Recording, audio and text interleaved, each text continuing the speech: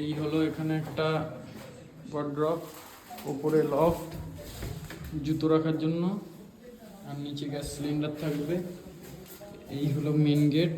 খোলো, এই main gate.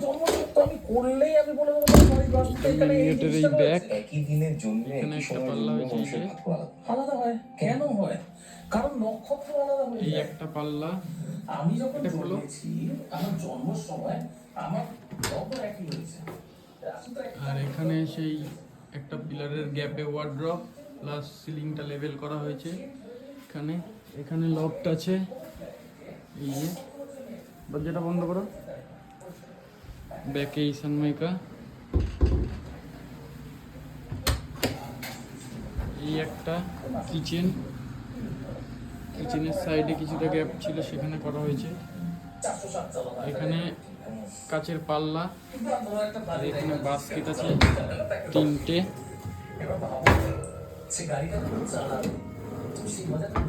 আর এখানে একটা নর্মাল হয়েছে।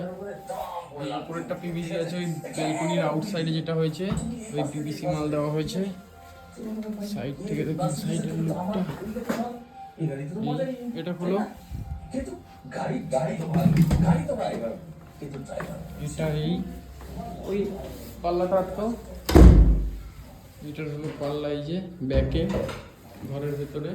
আর এই একটা পাল্লা প্লাস লফট, এখানে ফ্রেম, ওই সাইডের ঘরেও ফ্রেম ছিল। আর এই হলো ওয়ার্ড্রপ,